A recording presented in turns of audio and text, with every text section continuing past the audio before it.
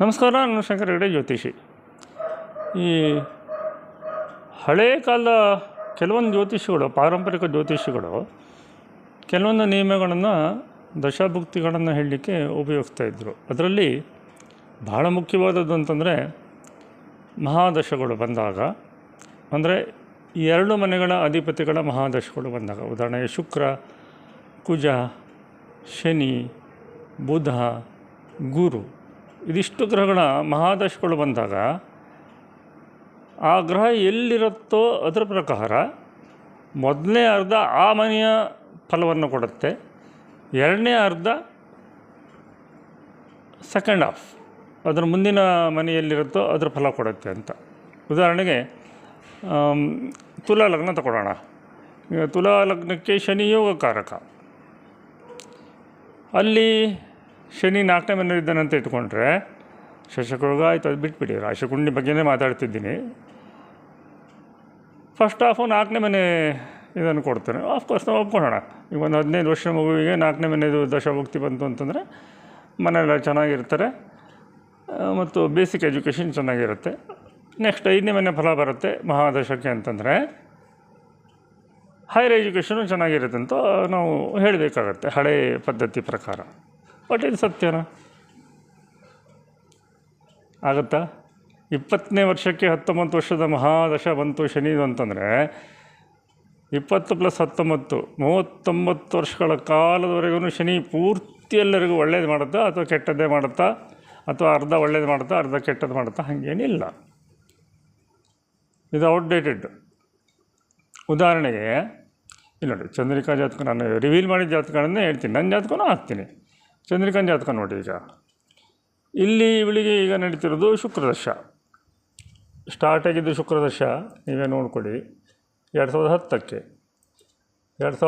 ಇವಳಿಗೆ 16 ವರ್ಷ. ಅಲ್ಲಿವರೆಗೆ ಒಳ್ಳೆ ಸ್ಟೂಡೆಂಟು. ಫಸ್ಟ್ ಹಾಫು ಶುಕ್ರ ಇರೋದು 6ನೇ ಮನೆ, ನೆಗೆಟಿವ್ ಕೊಡಬೇಕಿತ್ತು, ಚೆನ್ನಾಗೇ ಹೋಗಿದೆ ಅವಳಿಗೆ. ಸೆಕೆಂಡ್ ಹಾಫಲ್ಲಿ 19ನೇ ವರ್ಷಕ್ಕೆ ಮದುವೆ, ಆಮೇಲೆ ಸಂತಾನ, ಆಮೇಲೆ ಸಾಕಷ್ಟು ಸುಖ ದುಃಖ ಎಲ್ಲ ನೋಡಿ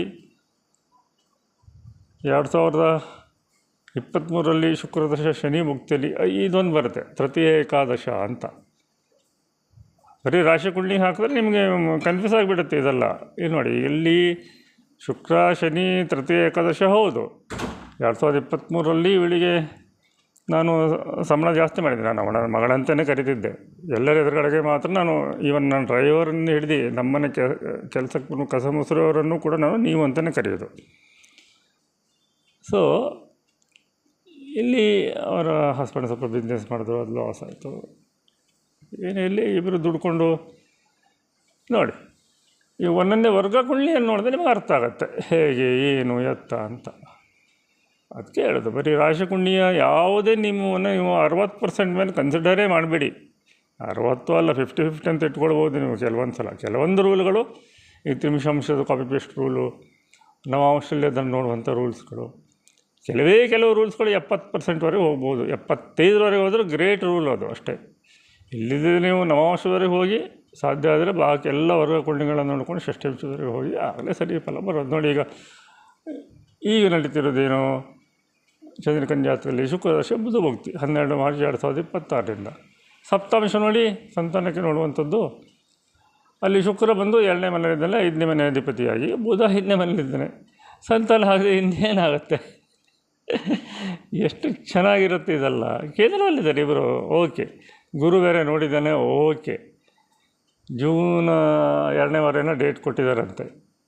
ಗುರು ಮೋಸ್ಟ್ಲಿ ಉಚ್ಚ ಕ್ಷೇತ್ರಕ್ಕೆ ಬಂದಾಗ ಸಂತಾನ ಆಗುತ್ತೆ. ಅದರ ಮೊದಲೇ ಸೆಕ್ಷನೆಲ್ಲ ಮಾಡಿಸ್ಕೊಂಡ್ರೆ ಮಾಡಿಬಿಟ್ರೆ ಡಾಕ್ಟರ್ಸ್ ಹೇಳಿದಂಗೆ ಹೇಳ್ತಾಳೆ ಅವಳು ಸೈನ್ಸ್ ಗ್ರ್ಯಾಜುಯೇಟ್, ಏನೂ ಮಾಡೋಕ್ಕಾಗಲ್ಲ.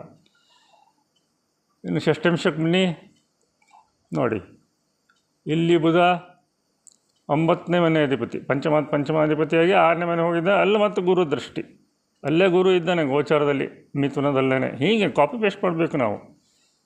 ಸೊ ಇದೆಲ್ಲ ಮಿಶ್ರ ಫಲವನ್ನು ಕೊಡುವಂಥದ್ದು. ತೃತೀಯ ಏಕಾದಶನೇ ಒಳ್ಳೇದು ಮಾಡುತ್ತೆ, ಕೇಂದ್ರ ಕೋನಗಳಲ್ಲಿದ್ದ ಗ್ರಹಗಳೇ ಒಳ್ಳೇದು ಮಾಡುತ್ತೆ. ಹಾಗೆ ಯಾಕಾಗಲ್ಲ? ಈಗ ತುಲಾ ಲಗ್ನ ಅಂತ ತಗೊಂಡ್ರೆ ಶನಿ ದಶ ಬಂತು ಅಂದ್ಬಿಟ್ರೆ, ಶನಿ ಸ್ವಕ್ಷೇತ್ರನ ಉಚ್ಚ ಕ್ಷೇತ್ರದಲ್ಲೋ ವರ್ಗೋತ್ತಮನೂ ಆದರೆ ಏನು ಮಾಡ್ಬೋದು ಸ್ವಲ್ಪ ವಿಚಾರ ಮಾಡಿ. ಹಾಗೆ ಬೇರೆಯವ್ರದ್ದೆಲ್ಲ ಬೇಡ, ನನ್ನ ಜಾತಕನೇ ಕೊಡ್ತೀನಿ.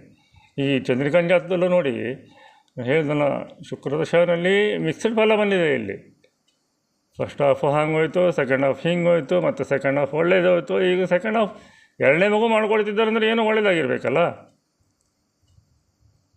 ಚತುರ್ವಿಂಶ ನೋಡಿ, ಬುಧ ಮತ್ತು ಚಂದ್ರ ಒಟ್ಟಿಗಿದ್ದರೆ ಅದಕ್ಕೆ ರಾಹು ಕೇತು ಶನಿ ಇನ್ಫ್ಲುಯೆನ್ಸ್ ಆಗ್ತಾಯಿದೆ. ಎಜುಕೇಷನ್ ಕಟ್ಟಾಗಿ ಮದುವೆ 19ನೇ ವರ್ಷಕ್ಕೆ ಆದಮೇಲೆ ಎಜುಕೇಷನ್ ಕಟ್ಟಾಗಿ ಮುಂದುವರೆದಿದೆ. ಇಷ್ಟು ಬಿಟ್ಟು ಸಾಕು. ಇನ್ನು ನಂದು ಸ್ವಲ್ಪ ಹೇಳಿಬಿಡ್ತೀನಿ. ಪರಾಶರ ಲೈಟ್ 7.0.3 ವರ್ಷನನ್ನು ನೀವೆಲ್ಲ ಒತ್ತಾಯ ಮಾಡಬೇಕು ವಾಪಸ್ ಕೊಡಿ ಅಂತವರಿಗೆ. ನೋಡಿ, ನನ್ನ ಜಾತಕದಲ್ಲಿ ನಾನು ಶುಕ್ರದಶ ಸ್ಟಾರ್ಟ್ ಆದಾಗಿಂದ ನಾನು ನಿಂತಿರೋದು ನೋಡಲೇ ಇಲ್ಲ. 2003ರಿಂದ ಸಾಲ ತೀರಿಸ್ತಾ ಹೋಗ್ತಾ 2009-10ವರೆಗೆ ಮತ್ತು ಇಂಟರ್ನ್ಯಾಷನಲ್ ಲೆವೆಲಿಗೆ ಬಂದೆ. ನಾನು 2002ರಿಂದ ಸ್ಟಾರ್ಟ್ ಆಯಿತು ನನ್ನ ಇಂಟರ್ನ್ಯಾಷನಲ್ ಜರ್ನಿಗಳು.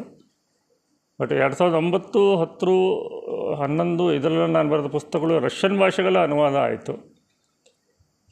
ಈಗ ಅಲ್ಲಿ ನೋಡಿ, ಶುಕ್ರ ಎಲ್ಲಿದ್ದಾನೆ? 3ನೇ ಮನೇಲಿದ್ದಾನೆ ನನ್ನ ಜಾತಕದಲ್ಲಿ. ಶನಿ ದ್ವಿದ್ವಾದಶ ನೋಡಿ, ಶುಕ್ರನಿಂದ ಶನಿ ದ್ವಾದಶ, ಶನಿಯಿಂದ ಶುಕ್ರ ದ್ವಿತೀಯ. ಬಟ್ ನನಗೆ ಸಿಕ್ಕಾಪಟ್ಟೆ ಒಳ್ಳೆಯದಾಗಿದ್ದು ಯಾವಾಗ ಅಂತಂದರೆ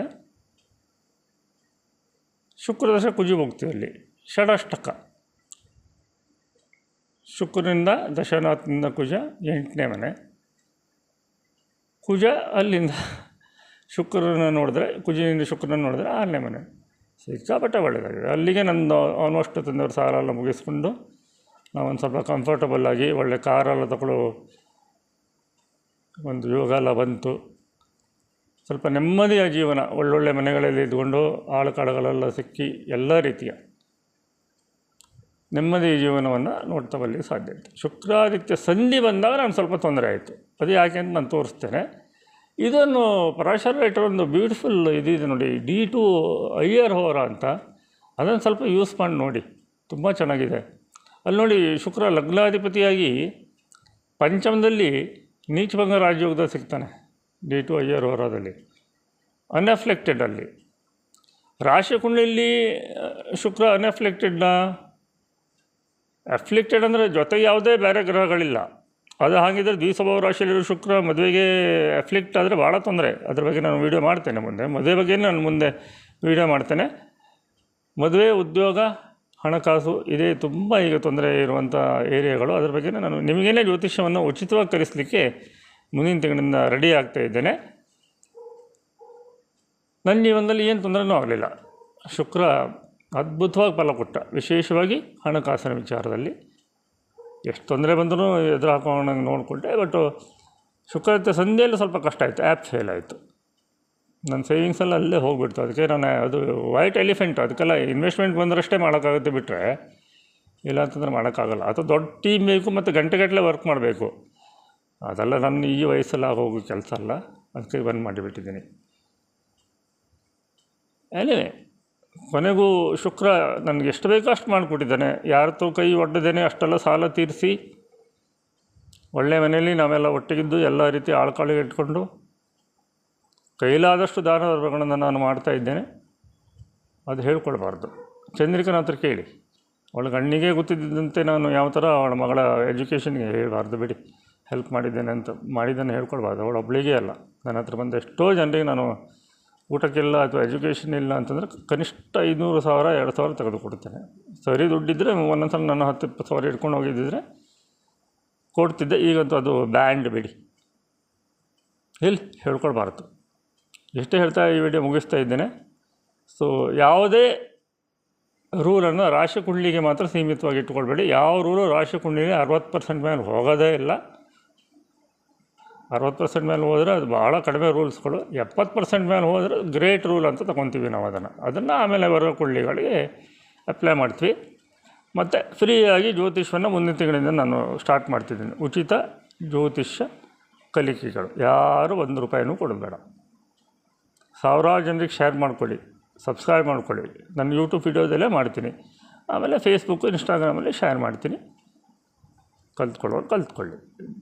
ಸೆಕೆಂಡ್ ಕ್ಲಾಸಿಂದ ಫಸ್ಟ್ ಕ್ಲಾಸ್ ಜ್ಯೋತಿಷ್ಗಳನ್ನವರೆಗೆ ನಿಮ್ಮನ್ನು ಮಾಡಿ ನಾನು ಆಮೇಲೆ ಬಿಡ್ತೇನೆ. ನೋಡೋಣ ಏನೇನಾಗುತ್ತೆ ಅಂತ. ಅಲ್ಲಿವರೆಗೆ ನಮಸ್ಕಾರ. ಮದುವೆ ವಿಚಾರವಾಗಿ ನಾನು ಅದ್ಭುತವಾದಂಥ ವೀಡಿಯೋವನ್ನು ನೆಕ್ಸ್ಟ್ ಮಾಡ್ತೇನೆ. ಅಲ್ಲಿವರೆಗೆ ಕಾಯ್ತಾಯಿರಿ.